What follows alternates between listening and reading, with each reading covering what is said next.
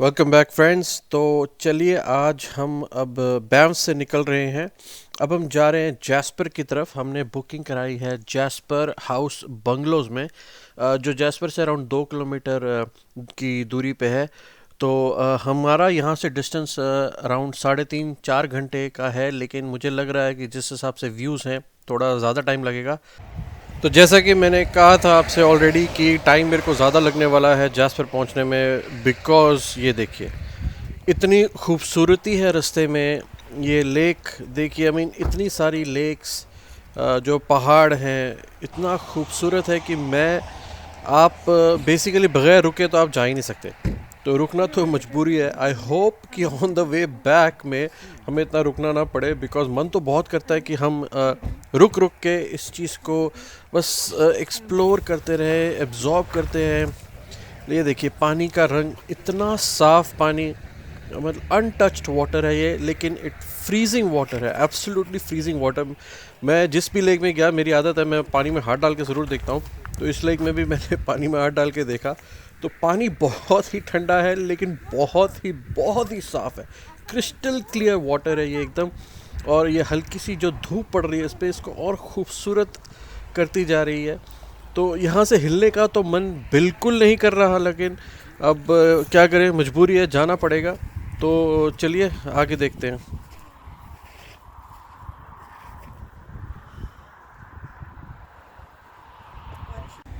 ये कौवे का साइज़ देखिए, डायनासोर तो चले गए, इन लोगों को पीछे छोड़ गए हैं।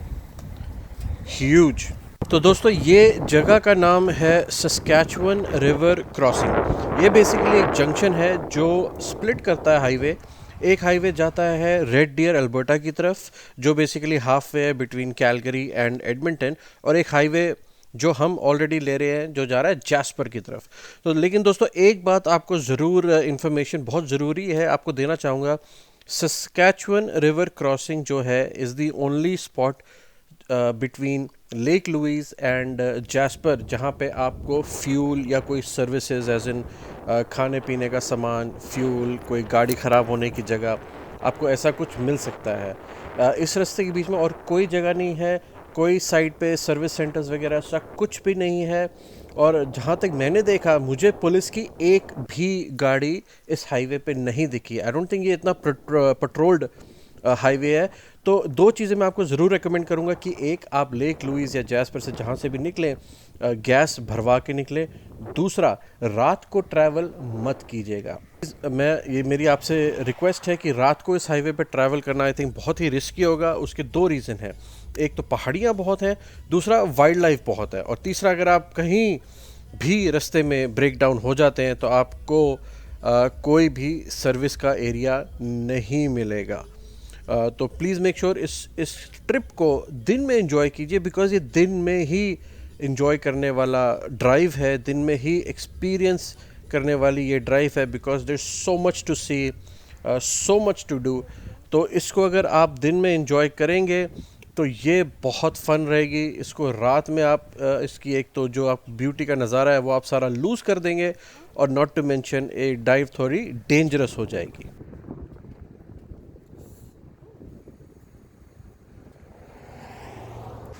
ये एक चीज़ मुझे बहुत इंटरेस्टिंग लगी जो मैंने देखी, जैसे आप देख सकते हैं खूबसूरत सी एक वाटरफॉल है, लेकिन आप नोटिस करिए जो पानी है वो सड़क पे नहीं है।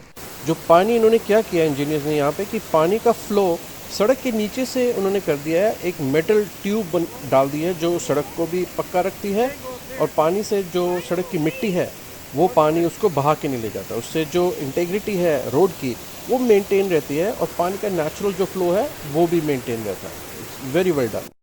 या मैं अपनी वाइफ को दिल से थैंक यू बोलना चाहूँगा, जिन्होंने सारे ट्रिप में बेसिकली फ़ोन पकड़ के मेरे लिए इतने सारे वीडियो बनाए, और मैं ड्राइव करके इधर उधर वाह वाह कर रहा था। तो उन्होंने बहुत ही मेहनत की है मेरे लिए, बिकॉज खुद आप इतने खो जाते हैं, लेकिन उन्होंने मेरे लिए वीडियोस भी बनाए वहाँ बैठ के वाइल एंजॉइंग द व्यूज़। तो 4.5 घंटे की एक बहुत ही बेहतरीन खूबसूरत ड्राइव करने के बाद हम लोग आ गए हैं जैस्पर हाउस बंगलोज। यहाँ हमने अपना स्टे 2 रातों का कराया है। ये बेसिकली एक कॉटेजेस हैं जो आपको नेचर में रहने की फीलिंग देते हैं, while also giving you the amenities and the luxuries जो आप एक होटल रूम से आपको मिलती है। तो ये आपको अभी अंदर लेके चलता हूँ, आपको दिखाता हूँ कि ये कैसा है, तो आपको एक आइडिया हो जाएगा कि जो कॉटेज है यहाँ पे उसकी फील क्या आती है। तो ये देखिए, हम एंटर करते ही कारपेटेड एरिया है, डाइनिंग, ड्राइंग रूम, डाइनिंग, छोटा सा कह लीजिए आप लिविंग एरिया भी है। तो ऐसा फील ऐसा है कि बस अब अपने घर में ही रह रहे हैं। Kitchen is properly stocked, utensils वगैरह सब कुछ दिए गए हैं, कॉफ़ी मेकर, माइक्रोवेव सब है। ये किड्स का बेडरूम है, आप इसको किड्स का बेडरूम कह सकते हैं, प्राइवेसी हो जाती है अगर आप कर्टन्स लगा दें। Bathroom is neat and clean, it is properly taken care of. और ये मास्टर बेडरूम जो है प्रॉपर प्राइवेसी भी है, और एक बिल्कुल ऐसा लग रहा है कि आप किसी लॉग कैबिन में इन पार्ट विद नेचर इस चीज़ को एंजॉय कर रहे हैं।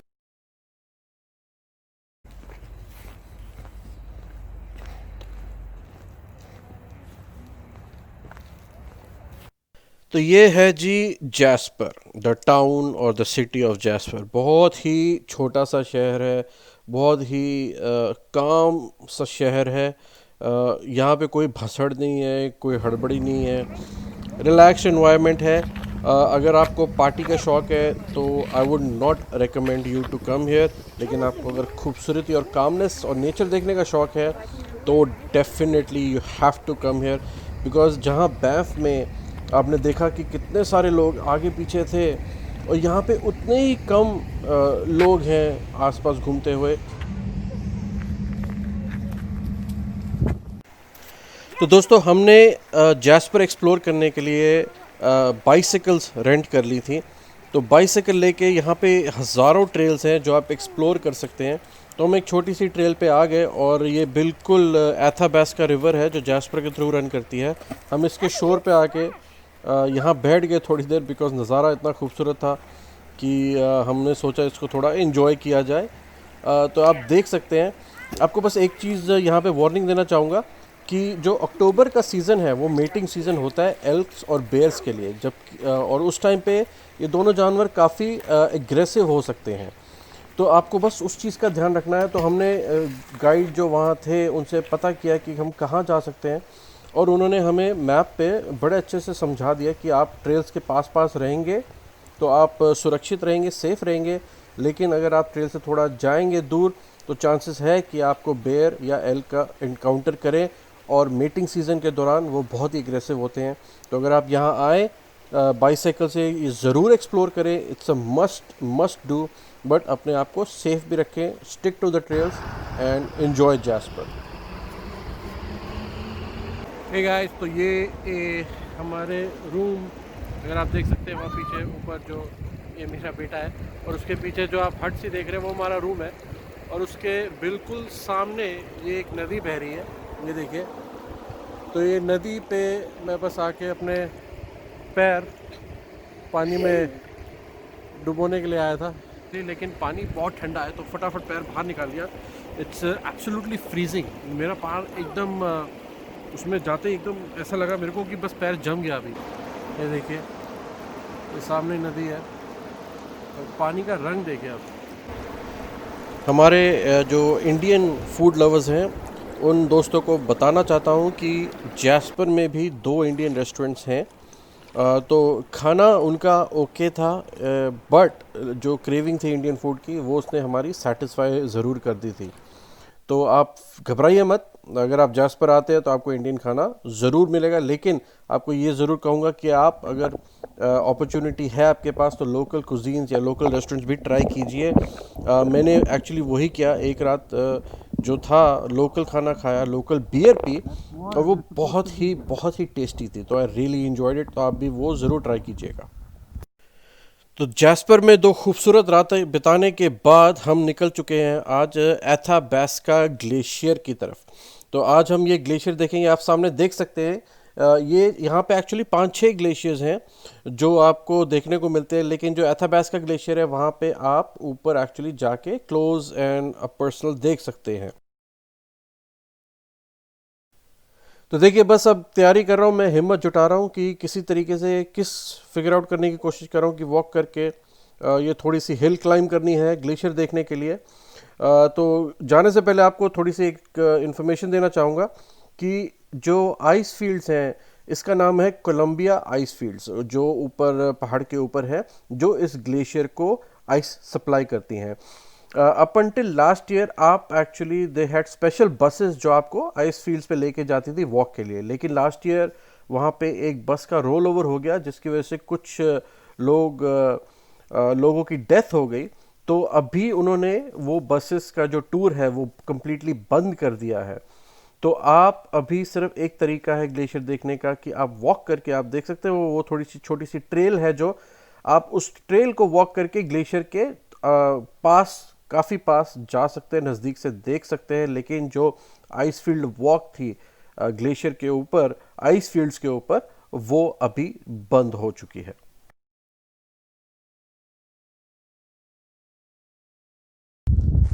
मेरे को ऐसा लग रहा है कि यहाँ पे सियाचिन ग्लेशियर के पास है हम, और कारगिल में पीक 5179 पे कब्जा करने के लिए निकले हुए हैं।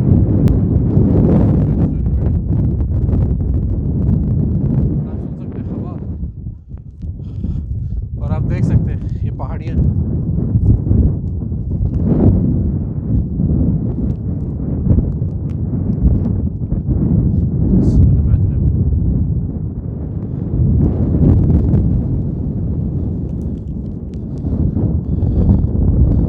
सो हम यहाँ एक जगह पे आए चढ़ाई करते हुए। 1982 में ग्लेशियर इस यहाँ तक था।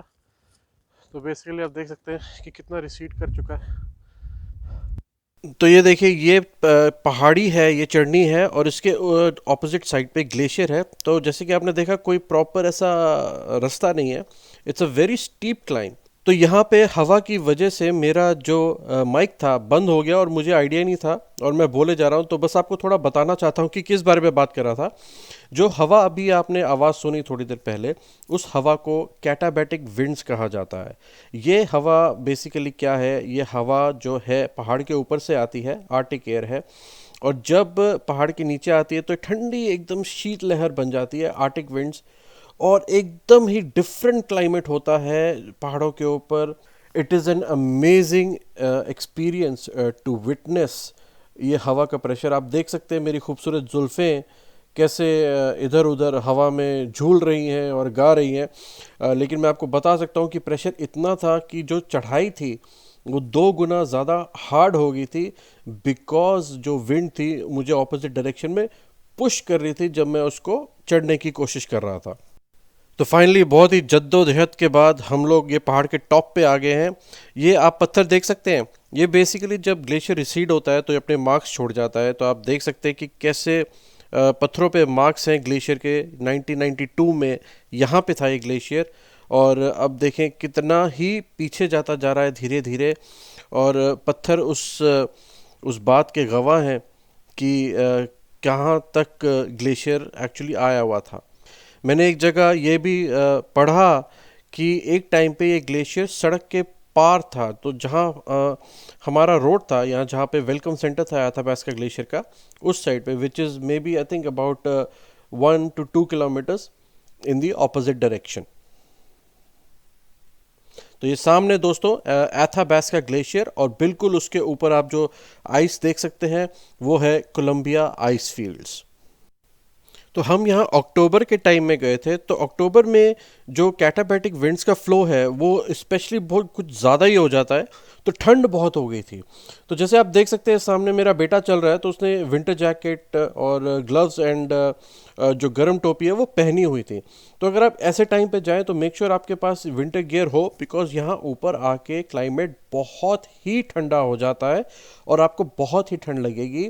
तो प्लीज़ मेक श्योर आप प्रॉपरली प्रिपेयर होके जाएं, बिकॉज आप नहीं चाहते कि आप यहाँ तक आएँ और इस चीज़ को एक्सपीरियंस ना करें।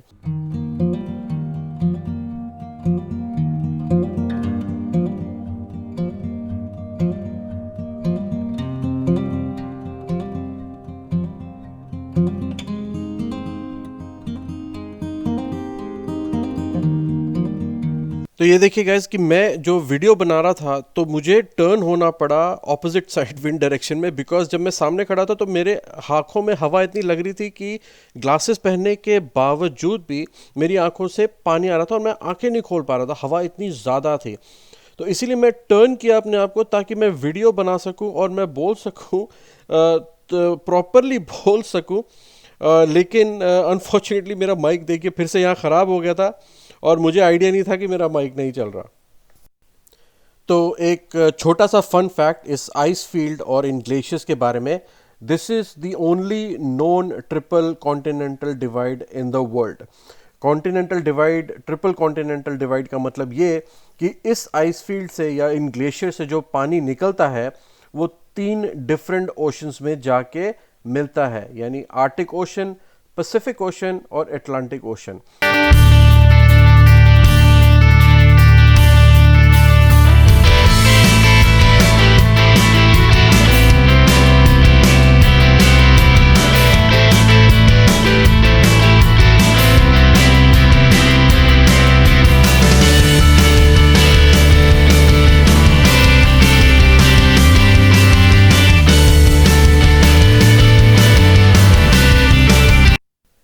तो सारा आप जो पहाड़ देख सकते हैं आसपास, ये पत्थर वगैरह दे सकते हैं, ये इसलिए बिकॉज ये सारा एरिया पहले ग्लेशियर से कवर्ड था।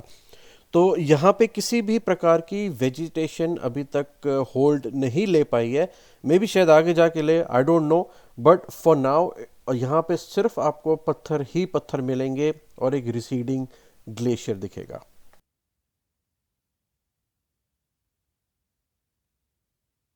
तो ये वापस हम नीचे उतरना शुरू हो गए हैं। प्लीज़ आप भी अगर यहाँ आएँ तो ध्यान से उतरिएगा। सड़क और ये ट्रेल जो है बहुत ही ख़राब है, बी वेरी केयरफुल, और हवा का दबाव बहुत है जो आपको पुश करता है। तो अब यहाँ से हम जाएंगे, आप वो सामने ग्रीन सी बिल्डिंग देख सकते हैं, वहाँ जाएंगे। वहाँ से हमें बस मिलने वाली है जो हमें ग्लास वॉक पे लेके जाएगी। तो चलिए। तो दोस्तों अभी हम आ गए हैं कोलंबिया आइस फील्ड्स पे। ये स्काई वॉक है। तो बेसिकली अगर आप देख सकते हैं, ये पीछे मेरे ग्लेशियर्स हैं और इस साइड पे पहाड़ है। बहुत ही खामोशी है, बिल्कुल हवा नहीं है। तो यहाँ ठंड इतनी लग रही थी जितनी मुझे ठंड नीचे लग रही थी। तो ये एक बहुत अच्छी चीज़ है कि यहाँ ठंड नहीं है बिल्कुल भी। और यहाँ पे इनके पास गाइडेड टूर्स हैं जो फ्री हैं, जो आप लेके सुन सकते हैं। वो आपको डिटेल में बताएंगे कि यहाँ पे क्या है और क्या नहीं। तो अभी तक काफ़ी इन्फॉर्मेशन मुझे यहाँ पे पता चली है। 2012 में इस जगह की कंस्ट्रक्शन शुरू हुई थी और 2014 में ख़त्म हुई है। और सबसे इंटरेस्टिंग जो मुझे अब तक ये बात लगी है कि ये जो आप जितने भी पहाड़ देख रहे हैं, देखिए मेरे पीछे भी जो पहाड़ है, चारों तरफ जो पहाड़ हैं, 500 मिलियन साल पहले ये सब अंडर वाटर थे। तो इमेजिन दैट कि इस जगह पे जहाँ मैं खड़ा हूँ ये सारा एरिया अंडर वाटर था, और अब इतने सालों बाद ये पहाड़ बने हैं और ये झरने वगैरह जो आप सब खूबसूरती देख रहे हैं ये अब जाके आई है। तो जब यहाँ पे खुदाई चल रही थी तो यहाँ पे डिस्कवर किया गया एंशंट सी क्रीचर्स डिस्कवर किए गए, जिसकी वजह से ये लोगों को पता चला कि अरे ये तो एरिया सारा पहले अंडर वाटर ही था। तो काफ़ी कुछ यहाँ सीखने को मिल रहा है खूबसूरती के साथ ही। अब सबसे ख़तरनाक जगह पे मैं जा रहा हूँ जो कि है ग्लास आइस वॉक, और सॉरी जो कि है ग्लास वॉक। तो बेसिकली ग्लास है, उसके ऊपर वॉक करना है। मुझे ऊंचाइयों से बहुत डर लगता है, तो लेकिन फिर भी मैं ये चांस लेने जा रहा हूँ। लेट्स सी कैसे आता है। अगर आपको ऊंचाई से डर नहीं लगता तो आपके लिए तो बहुत ही अच्छा एक नज़ारा है। मतलब डेंजरस कुछ नहीं है, वो अपना अपना एक फोबिया होता है। मेरे को हाइट से है तो इसलिए मेरे को थोड़ा डर लग रहा है, बट अदर देन दैट कुछ ऐसा सिक्योरिटी कोई, I am terrified right now. घबराने को तो मैं बहुत बहुत ज़्यादा घबराया हुआ हूँ। मेरी टांगें काँप रही है और हिलना मेरे को बहुत मुश्किल हो रहा है, लेकिन मेरा बस यही है कि नीचे नहीं देखना, बाकी सब ठीक है। तो चलता चलता मैं यहाँ पहुँच गया हूँ। देखिए मेरे पीछे बिल्कुल ओपन है, पूरी खाई है। तो मेरी इतनी हिम्मत नहीं हो रही कि मैं यहाँ पे थोड़ा आगे चला जाऊँ। अभी सबसे अच्छी बात ये लगी मुझे, एब्सोल्युटली खाली, यहाँ पे बहुत कम लोग हैं, तो मुझे बड़े आराम से यहाँ पे घूमने और इसको एक्सप्लोर करने का मौका मिल रहा है। क्योंकि ऐसा नहीं है कि कोई हड़बड़ी है, कोई भसड़ है, तो आराम आराम से घूम रहे हैं, हम इंजॉय कर रहे हैं। कितना खूबसूरत लग रहा है पानी यहाँ जाते हुए।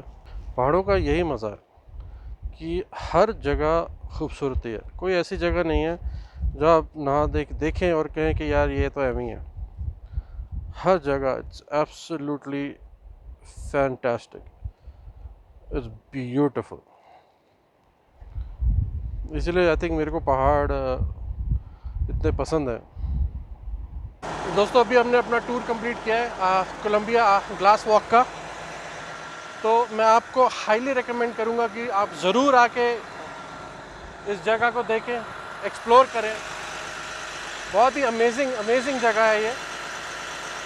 बस एक चीज़ का ध्यान रखिएगा, ये जगह जैस्पर में नहीं है, ये जैस्पर से 1 घंटा साउथ बैंफ की तरफ है और बैंफ से अराउंड 2.5 घंटे नॉर्थ जैस्पर की तरफ है। तो प्लान आप उस हिसाब से ही करिएगा कि ये मत सोच के आइएगा कि ये जैस्पर में ही है, नहीं, जैस्पर और बैंफ के रास्ते में एक जगह पड़ती है।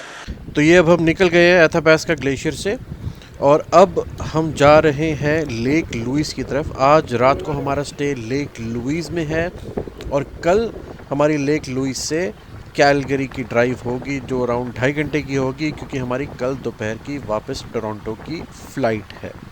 तो आज हम रुकेंगे Baker's Creek Mountain Resort Lake Louise में। तो चलिए चलते हैं।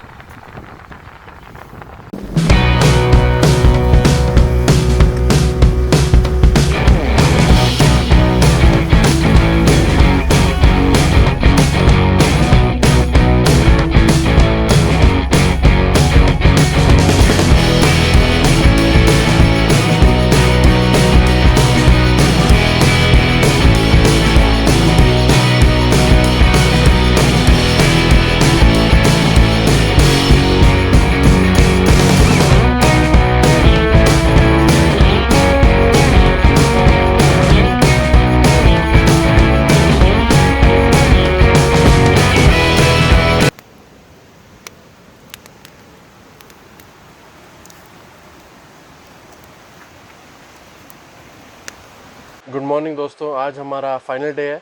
तो बस पैकिंग हो गई हमारी, तो एयरपोर्ट के लिए निकल रहे हैं। एक दो चीज़ें आपको बताना चाहूँगा यहाँ पे बेकर्स क्रीक के बारे में। जो रेस्टोरेंट है यहाँ पे अगर आप अवॉइड कर सकते हैं खाना तो ज़रूर करिएगा, बिकॉज़ खाना बहुत ही एक्सपेंसिव है और वेजिटेरियन ऑप्शंस बहुत लिमिटेड हैं और कोई टेस्ट मुझे इतना ख़ास नहीं लगा। तो आई डोंट थिंक मैं रेस्टोरेंट में दोबारा जाऊँगा। हाँ, लेकिन जो लोकेशन है वो इट्स फैंटास्टिक। तो it's next to none basically. मेरे पास ऑप्शन थी कि मैं बैंफ भी जा सकता था, लेकिन I think we made the right choice by staying here. तो बस आपसे एक दो चीज़ें शेयर करना चाहता था कि बीसी अगर आप आते हैं या अल्बर्टा आते हैं रॉकीज़ देखने, तो आप जितना ज़्यादा टाइम सोच के आएंगे उतना ही आपको कम पड़ेगा। मतलब हम 5 दिन में आए और अब मैं बैठ के रात को सोच रहा था कि हमने कौन सी जगह विज़िट नहीं की और हज़ारों जगह निकल आई। तो मैं आपको ज़रूर कहूँगा कि आप यहाँ आएँ। तो आई होप आप लोग भी उतना ही इन्जॉय करेंगे जितना मैंने किया है इन आखिरी 4-5 दिनों में, और होपफुली आगे भी आपको इस प्रकार के और वीडियो ला के दूँगा। तब तक के लिए देखते रहिए कैनेडियन मसूरीज़। Signing off.